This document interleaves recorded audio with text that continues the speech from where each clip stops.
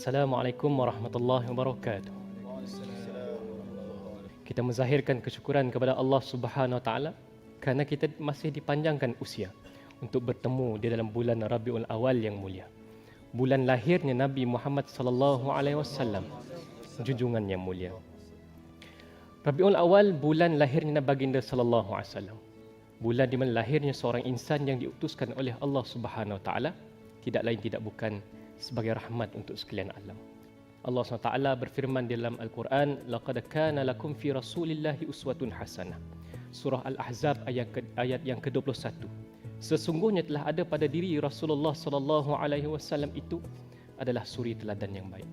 Maknanya di sini, sahabat dikasihi, Rasulullah sallallahu alaihi wasallam Allah utuskan kepada kita, tidak lain tidak bukan sebagai contoh dan panduan di dalam kehidupan kita. Dan sesungguhnya Rasulullah sallallahu alaihi wasallam itu ketika di dalam kandungannya, ketika masih di dalam kandungan, Allah Subhanahu Wa Taala telah menampakkan perkara-perkara ajaib yang berlaku kepada baginda. Bahkan ketika ibunya, siapa nama ibunya? Siti Aminah. Siti Aminah pernah bermimpi di dalam kandungannya keluar cahaya yang menerangi bandar Basrah, menunjukkan bahawa betapa petanda bahawa akan lahirnya seorang insan mulia yang akan memberi impak yang besar kepada tanah Arab ketika itu. Rasulullah diuji ketika masih dalam 2 bulan dalam kandungan ibunya, ayahnya telah pergi buat selama-lamanya, iaitu ayahnya Abdullah bin Abdul Muttalib. Maka hari berganti hari, maka tanggal pada 12 Rabiul Awal tahun Gajah, bersamaan dengan 22 April 570 Masihi, maka lahirlah seorang insan yang semulia-mulia insan yang pernah keluar daripada rahim seorang bonda, iaitu Muhammad bin Abdullah bin Abdul Muttalib bin Hashim bin Abdul Manaf bin Qusay bin Kilab. Inilah insan mulia yang lahir daripada rahim seorang bonda yang bernama Siti Aminah. Namun menjadi amalan tradisi masyarakat Arab ketika itu, ketika lahirnya baginda sallallahu alaihi wasallam, maka baginda diserahkan kepada ibu susuannya. Yang pertama Suwaibah, iaitu hamba kepada Abu Lahab, pakcik Rasulullah SAW sendiri. Tapi tidak lama, silamaknya diserahkan pula kepada Halimatus Sa'diyah daripada Bani Sa'ad.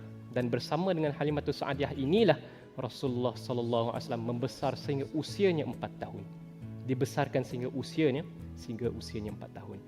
Dan membesar di dalam keluarga Bani Sa'ad inilah Rasulullah sallallahu alaihi wasallam melalui peristiwa yang amat besar, iaitu peristiwa dibelah dada baginda sallallahu alaihi wasallam. Dalam satu hadis sahih Muslim, Anas bin Malik menceritakan bahawa bagaimana Rasulullah sallallahu alaihi wasallam didatangi oleh malaikat Jibril dan dibaringkan Rasulullah sallallahu alaihi wasallam itu dan dibelah dadanya dan dikeluarkan jantungnya dan dibersihkan jantungnya dengan air Zam-Zam dan juga di dalam bekas yang berupa emas. Anak-anak kecil takut melihat perkara ini, mendapati ibu susuan mereka Halimatus Sa'diyah mengatakan bahawa Nabi Muhammad telah dibunuh.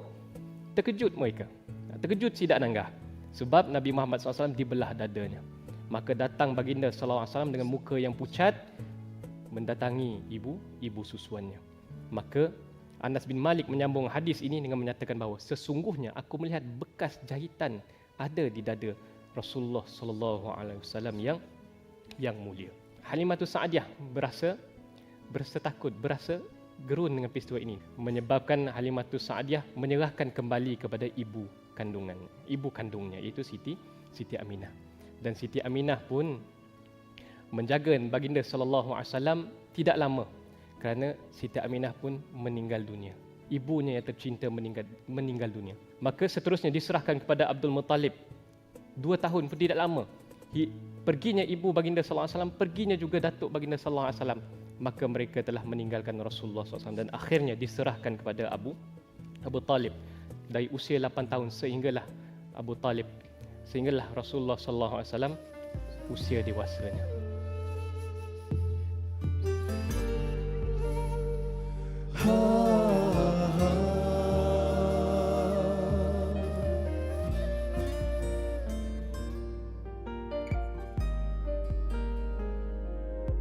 Rasulullah,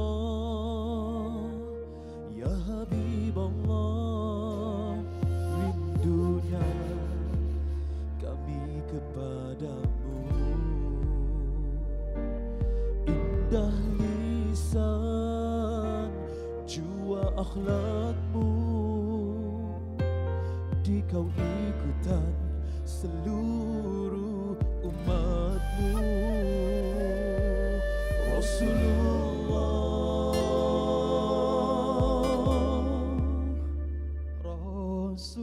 Rasulullah, ya Habiballah, begitu kasihmu kepada kami. Setiap pengorbananmu di jalanmu penuh kebahagiaan, jalan penuh cahaya.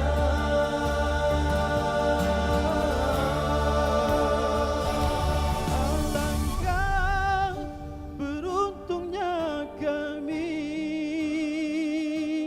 di dunia menjadi umatmu ya Rasulullah, di akhirat menanti syafaatmu ya Mustafa, ya Rasulullah. Alangkah beruntungnya kami di dunia menjadi umatmu ya Rasulullah, di akhirat menanti syafaatmu.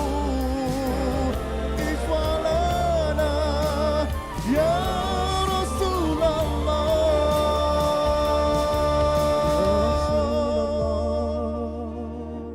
ya Habiballah, rindunya kami kepadamu. Jadi menyambung pada sirah yang kita nyatakan tadi. Bagaimana Rasulullah sallallahu alaihi wasallam di bawah asuhan Abu Talib.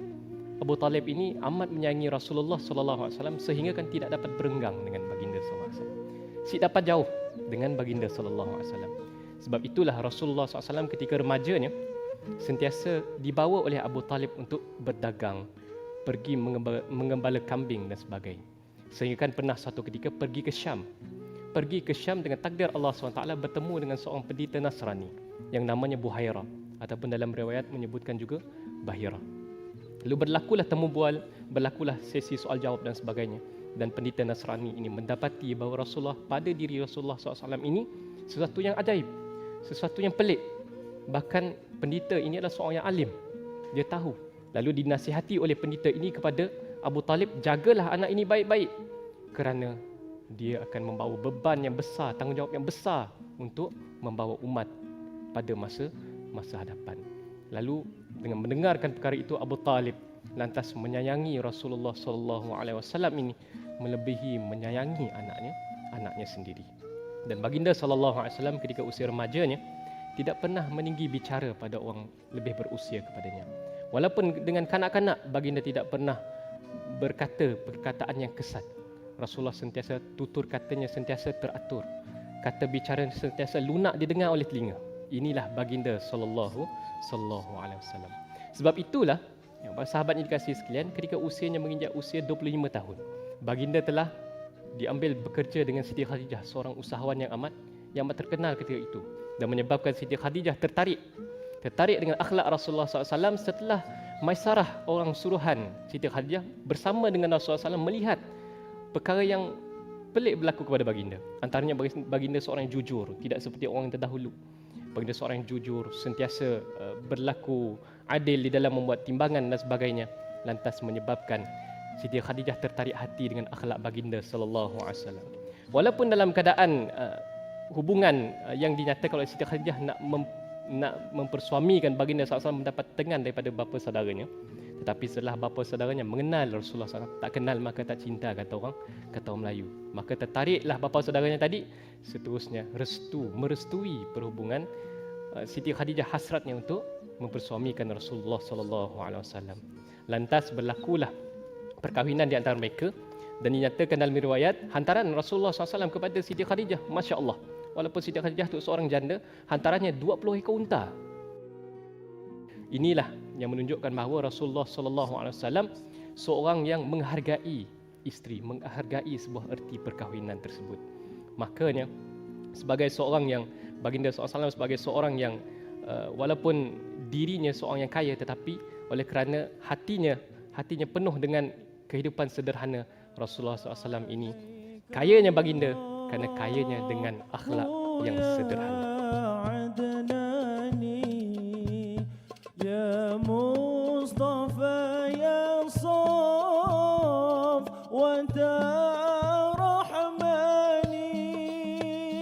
الحمد لله الذي أعطاني هذا الغلام طيب الأرداني هذا الغلام طيب الأرداني صلى عليك الله يا عدناني يا مصطفى يا صف وترحمني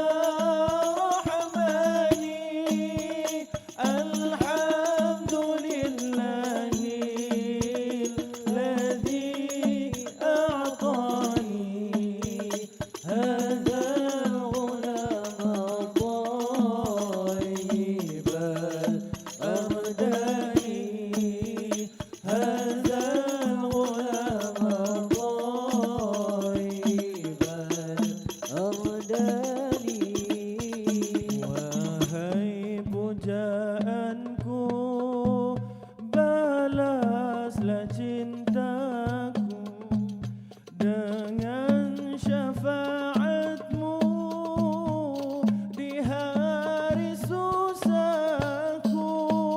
Aku sang perindu mengharap cintamu, Nabi Muhammadku. Shalla alaika Allah, Nabi Muhammadku.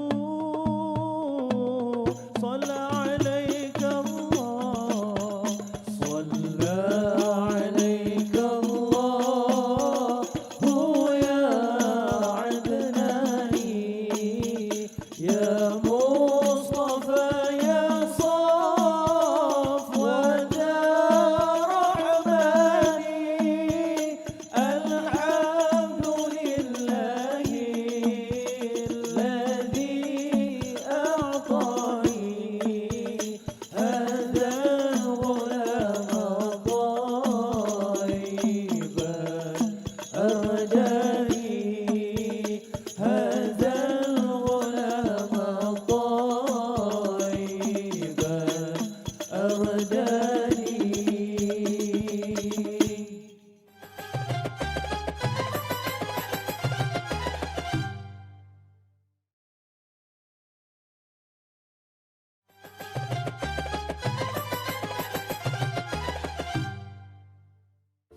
Sahabat dikasihi sekalian, Sayyidatina Aisyah pernah meriwayatkan satu hadis. Rasulullah sallallahu alaihi wasallam bersabda, "Khairukum khairukum li ahli wa ana khairukum li ahli." Sebaik-baik kalian adalah orang yang paling baik kepada ahli keluarganya, dan aku adalah orang paling baik kepada ahli keluargaku. Inilah akhlak Rasulullah sallallahu alaihi wasallam. Hadis ini mengajarkan kepada kita, jadilah seorang suami yang baik. Sebagaimana Rasulullah sallallahu alaihi wasallam, Anas bin Malik 10 tahun berkhidmat dengan Rasulullah SAW, tidak pernah mendengar Rasulullah membentak isterinya. Bahkan Rasulullah SAW itu sendiri menjahit pakaiannya sendiri, membantu isterinya di dapur. Dan inilah akhlak Rasulullah SAW terhadap isterinya. Rasulullah SAW adalah seorang suami yang baik. Begitu juga Rasulullah SAW adalah seorang bapa yang baik. Rasulullah SAW menangisi pemergian Ibrahim, anaknya yang baru berusia 18 bulan. Sehingga ada sahabat bertanya kepada baginda, adakah engkau meratapi pemergian anakmu? Tetapi yang dinyatakan oleh Rasulullah SAW, ini bukanlah satu ratapan. Kerana tangisan itu adalah suatu lumrah kemanusiaan.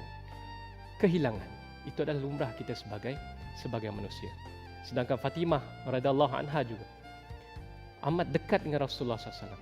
Rasulullah masih bermanja dengan Sayyidatina Fatimah walaupun Sayyidatina Fatimah telah berkahwin dengan Sayyidina Ali.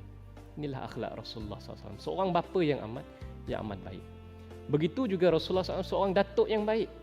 Rasulullah SAW seorang datuk yang amat baik, bermain dengan Hasan dan Husain ketika solat, tapi Rasulullah SAW tidak menegah mereka, tidak melarang mereka. Dan ada diriwayatkan cerita Hasan dan Husain tu yang menunggang kuda amat hebat. Tunggangan yang amat hebat. Bahkan ada riwayat menyebutkan Hasan dan Husain boleh menunggang kuda dari bawah kuda, berada di bawah kuda ketika kuda tengah berlari kencang. Jadi setakat tu kalau kita nangga orang main wheelie motosikal agak biasa. Punya bertapuk main motosikal di bawah enjin. Yalah hebat. Luar biasa. Tapi bukan kita nak mengajak kepada lumba haram, tapi nak menunjukkan bahawa doa Rasulullah sallallahu alaihi wasallam kepada ahli keluarganya. Sentiasa kita perbanyakkan doa kepada ahli keluarga kita dan sentiasa kita mensyukuri nikmat. Kadang-kadang ada anak kita yang perangainya seperti anak Nabi Nuh. Kadang-kadang ada anak kita yang perangainya seperti anak Nabi Ibrahim. Ada anak yang soleh dan ada anak yang tidak soleh. Tapi tugas kita jangan putus-putus berdoa kepada Allah Subhanahu Wa Taala supaya mereka dapat berubah menjadi seorang yang baik. Begitu juga dengan isteri. Begitu juga dengan anak kita. Banyakkan berdoa supaya keluarga ini sebagaimana rumah Rasulullah SAW walaupun kecil, walaupun di situlah tempat Rasulullah bertahajud, di situlah tempat Rasulullah tidur, di situlah tempat Rasulullah bonding time bersama ahli keluarganya. Tapi dari rumah itulah lahirnya keluarga sakinah, mawaddah, warahmah. Inilah yang ditunjukkan oleh Rasulullah SAW dalam hadis yang dinyatakan oleh saya tadi. Menyatakan bahawa betapa kita sepatutnya menjadi orang yang terbaik, menjadi seorang ketua keluarga yang terbaik kepada ahli keluarga kita. Dan insya-Allah mudah kita dapat mengikut jejak Rasulullah sallallahu alaihi wasallam di dalam menjaga ahli keluarga kita insya-Allah.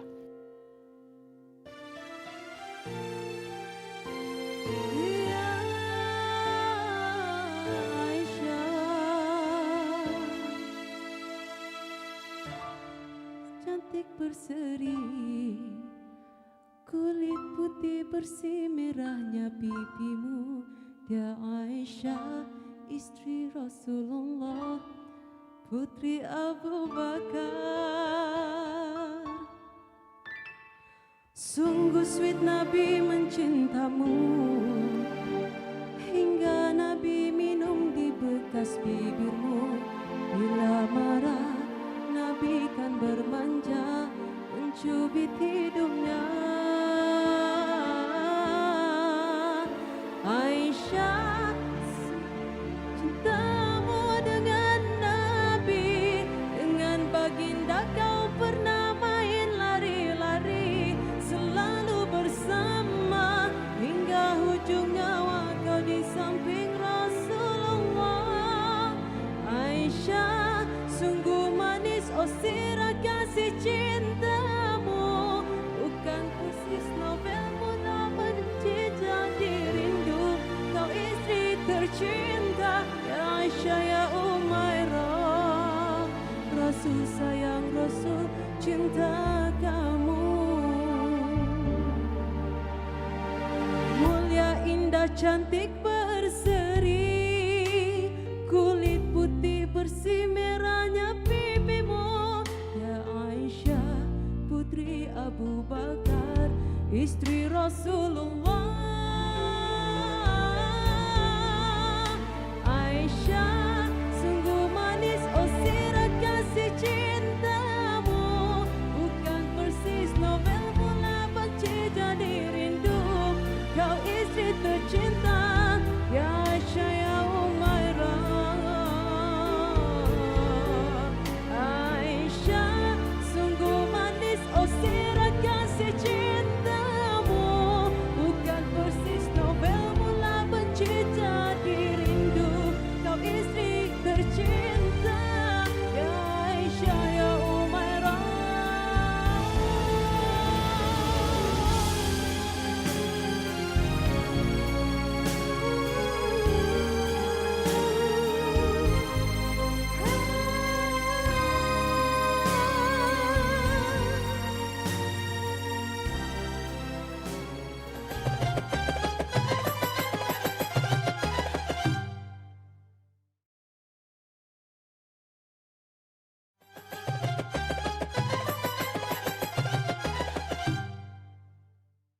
Baiklah sahabat sekalian, insya-Allah jom kita sambung cerita.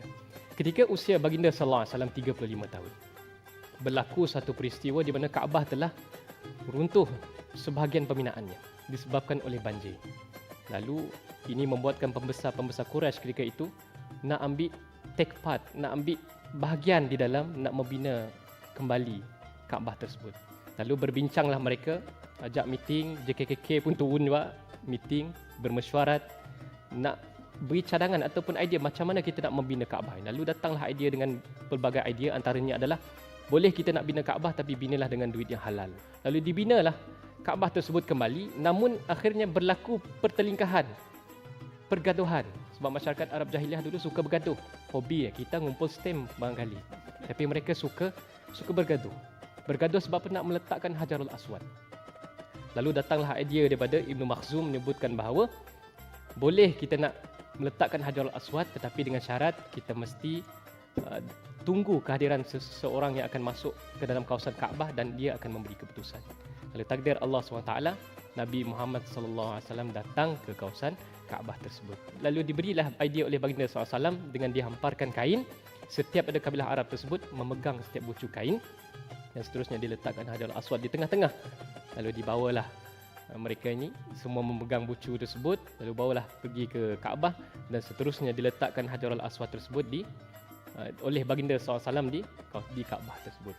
Maka inilah gambaran yang menunjukkan bahawa dari detik inilah Rasulullah dianggap sebagai seorang Al-Amin yang dipercayai, dan Rasulullah SAW disegani oleh masyarakat Makkah ketika itu. Namun ketika usianya 40 tahun, Rasulullah SAW tidak dapat menerima keadaan di mana masyarakat ketika itu banyak perkara-perkara maksiat jahiliah yang berlaku, menyebabkan baginda berkhalwat di Gua Hira. 6 km jauh daripada kota Mekah, dan di situlah baginda mengamalkan ibadat sebagaimana Nabi Ibrahim, ajaran Hanif. Maka dari situlah Rasulullah SAW, peristiwa 17 Ramadan 13 tahun sebelum hijrah, datanglah wahyu yang pertama di mana malaikat Jibril datang kepada Rasulullah SAW. Ayat surah Al-Alaq ayat 1 hingga 5. Iqra bismi rabbikal ladzi khalaq, khalaqal insana min 'alaq, iqra wa rabbukal akram, alladzi 'allama bil qalam, 'allamal insana ma lam ya'lam. Maka dari peristiwa itu terkejutlah baginda SAW balik ke rumah berjumpa dengan Khadijah, bercerita tentang perkara tersebut. Sebab si pernah lagi merasa keadaan yang macamnya, dipeluk oleh malaikat Jibril. Lalu Sayyidatina Khadijah menjalankan tanggungjawab tugasnya sebagai seorang isteri yang amanah, isteri yang amat kasih akan suaminya, berjumpa dengan Waraqah bin Naufal, sepupu kepada Siti Khadijah. Maka dari situlah Waraqah bin Naufal memberi nasihat kepada Khadijah bahawa yang datang itu adalah malaikat Jibril, dan sesungguhnya Rasulullah SAW ini akan disampaikan wahyu oleh Allah Subhanahu Wa Taala kepadanya, dan baginda akan memikul beban yang berat, dia akan membawa mesej kebaikan kepada umat. Di sini menunjukkan bahawa Waraqah Naufal pun mengakui kenabian baginda sallallahu alaihi wasallam. Ini sahabat yang dikasihi sekalian, yang boleh kita ambil daripada kisah ini, bagaimana wahyu pertama ini, bagaimana tugas sebagai seorang isteri itu seperti tongkat si buta. Bila tiada, dia rasa kehilangan. Jadi begitulah Siti Khadijah menyebabkan Rasulullah SAW, apabila perginya Siti Khadijah, menyebabkan satu kehilangan kepada baginda sallallahu alaihi wasallam.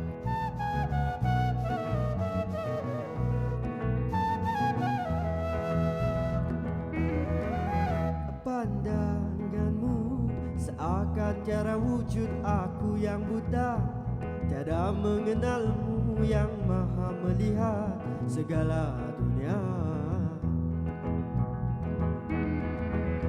Pandanganmu seakan tiada wujud aku yang buta, tiada mengenalmu yang maha melihat segala dunia. Dengan nama Tuhanku yang maha pengasih, yang maha penyayang, buka mata hatiku agar aku merasa hadirmu.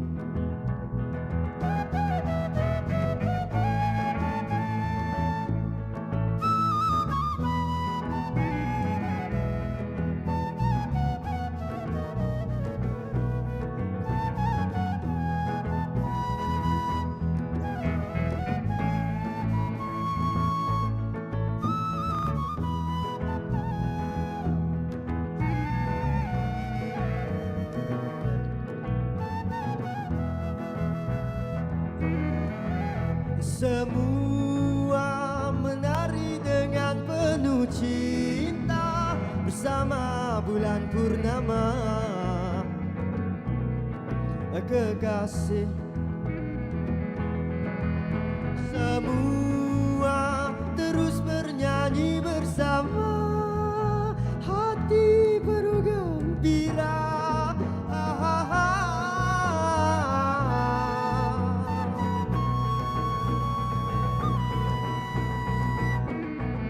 Kekasih.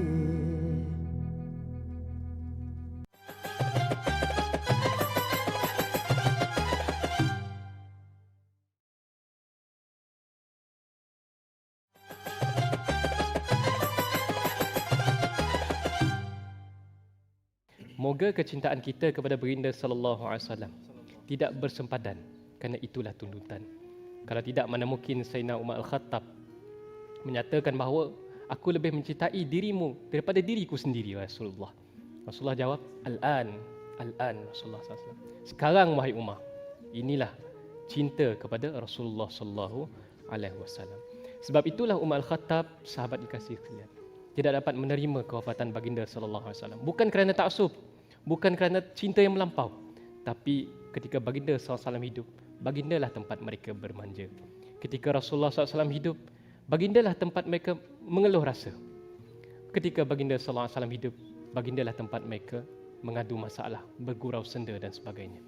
Rasulullah SAW itu ibarat bapa bagi mereka, kerana di situlah mereka mengadu kasih. Sebab itulah antaranya Bilal bin Rabah sedih mengenangkan Rasulullah SAW telah wafat, lantas membawa dirinya sampai ke Syam.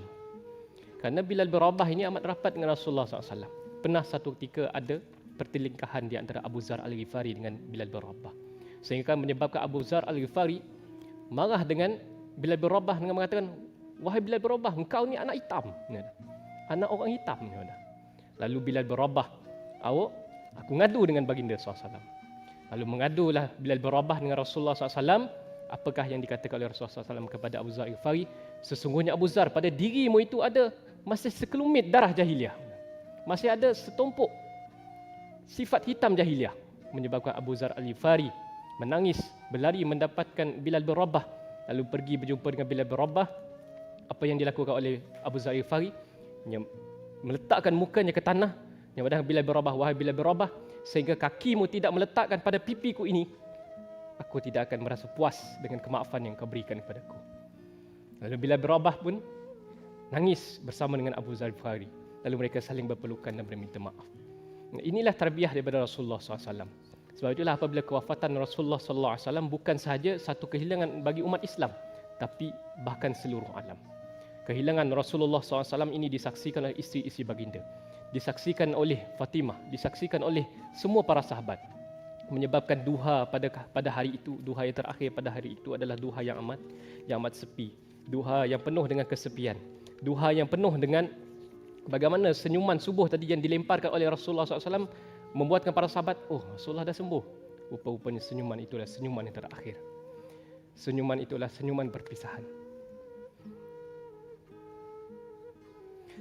Dan inilah yang menyebabkan para sahabat masih sedih dan amat suka untuk menghadapi kematian baginda sallallahu alaihi wasallam. Dan Rasulullah SAW mengembuskan nafas yang terakhir di pangkuan isterinya yang tercinta, Sayyidatina Aisyah. Dan sebagai umat Islam yang cinta kepada Rasulullah sallallahu alaihi wasallam, marilah sama-sama kita sentiasa meningkatkan ketakwaan kita. Mudah-mudahan di akhirnya kelak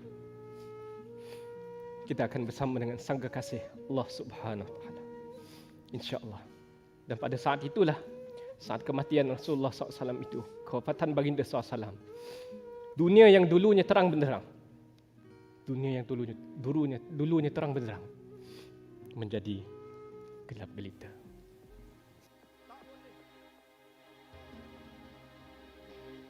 Tok Pengulu,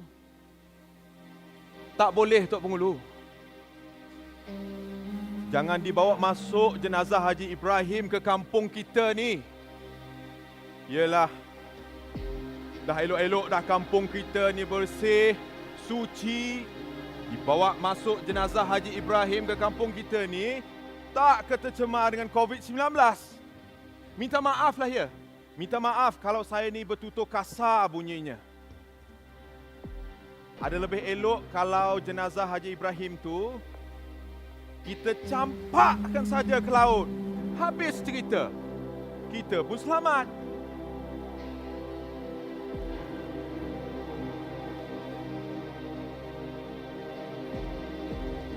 Astaghfirullahalazim. Kamu ni bercakap. Biarlah elok sedikit. Nanti didengar oleh keluarga Allahyarham Haji Ibrahim. Takkan berkecil hati mereka. Malu kita sebagai umat Nabi Muhammad sallallahu alaihi wasallam berbalah begini.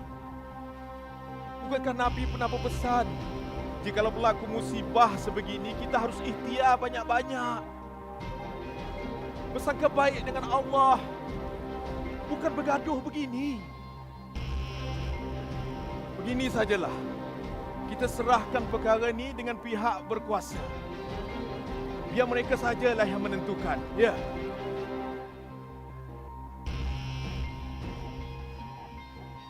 Tok Pengulu, bukanlah saya ni tak bertimbang rasa, Tok Pengulu. Iyalah, saya ni ada anak kecil. Noh di rumah sana. Mak saya pun dah tua. Saya sendiri pun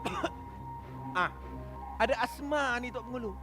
Dibawa masuk jenazah Haji Ibrahim ke kampung kita ni, tercemarlah nanti silap-silap Tok Pengulu sendiri pun kena COVID. Habis cerita. Betul ke tidak tu?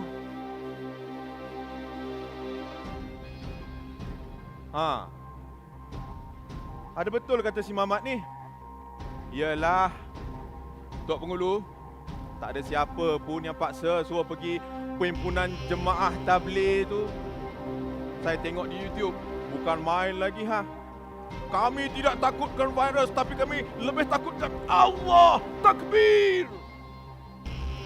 Kena COVID juga. Ahli syurga ke tu?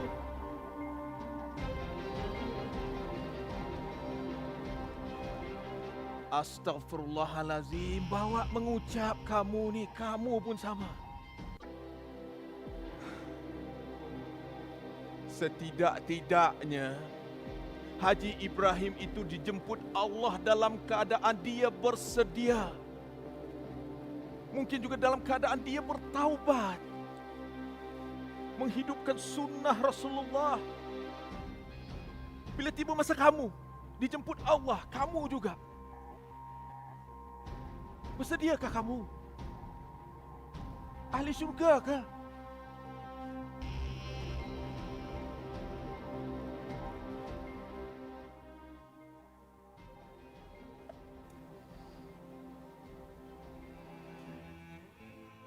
Aku, Ismail bin Haji Ibrahim.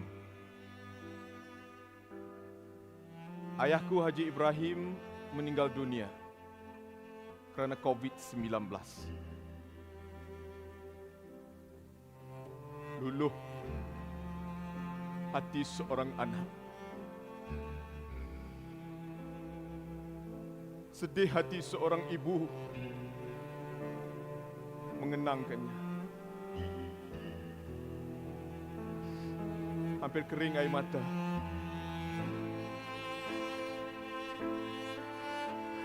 Kami tidak berkesempatan untuk mengucup dahi ayah buat kali terakhir. Bahkan aku tidak punya kesempatan untuk memohon ampun, memegang jari jemari ayah buat kali terakhir. Kerana jenazah pesakit COVID-19 tidak boleh dimandikan seperti jenazah biasa.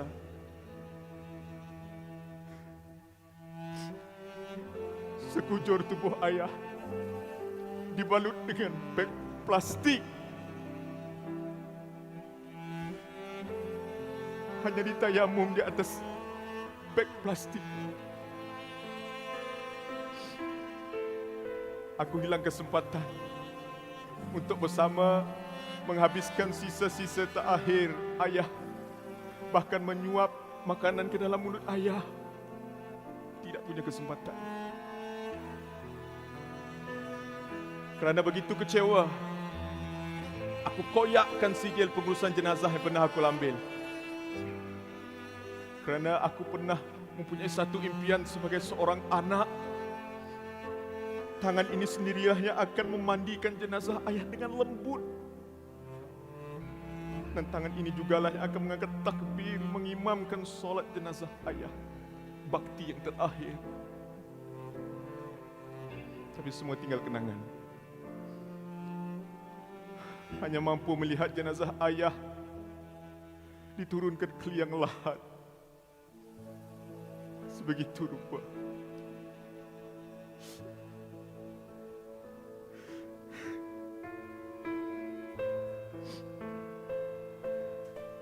Barangkali manusia lupa saling menyalahkan antara satu sama lain. Tidakkah kita terfikir bahawa ujian Allah ini terselindung rahmat yang besar?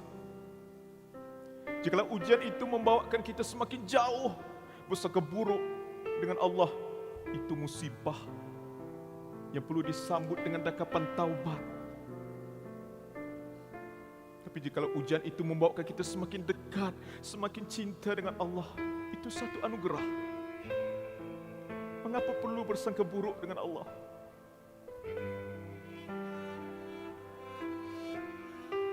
Ayah,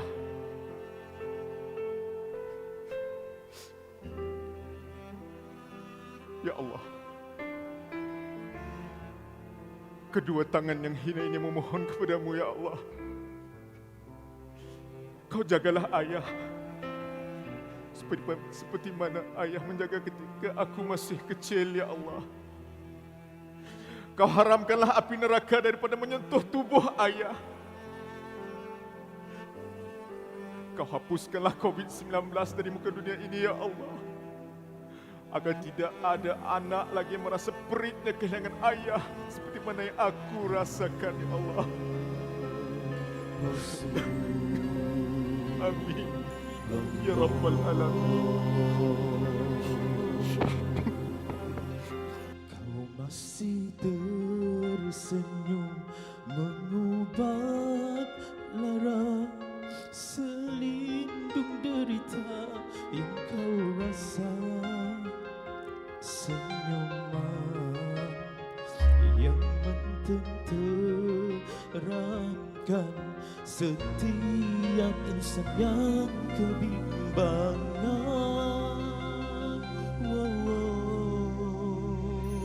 Hakikatnya tak tertanggung lagi derita di pangkuan istrimu Humairah.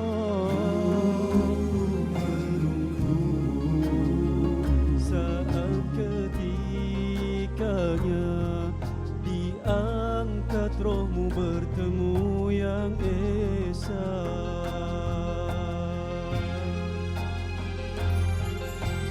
Tangan dicelup di bencana air, kau sapu di muka mengurangkan pedih, beralung zikir menutur kasih pada umat dan akhirat. Dan tibalah waktu ajal bertamu penuh ketenangan, jiwamu berlalu binangan, air mata syahdu iringi pemergianmu.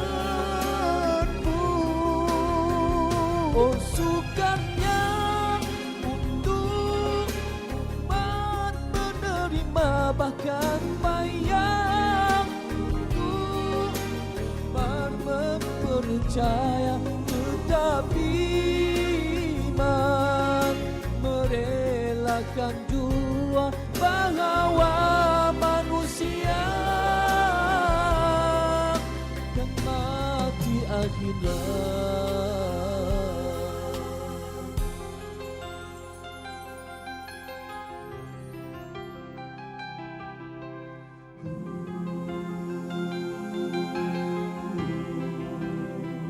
Tak berlafaz kata mengungkap hibah gerhana seluruh semesta.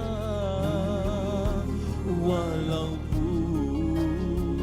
kau telah tiada, bersemarak cintamu selamanya. Dan tibalah waktu ajal bertemu penuh ketenangan, jiwamu berlalu linangan, air mata syahdu iringi kepergianmu. Oh, sekarang untuk umat menerima bahkan payah, untuk Umar mempercaya tetapi iman, merelakan jua bahawa manusia yang mati akhirnya. Ya Rasulullah, kau tinggalkan kami warisan yang abadi. Dan bersaksilah sesungguhnya kami merinduimu.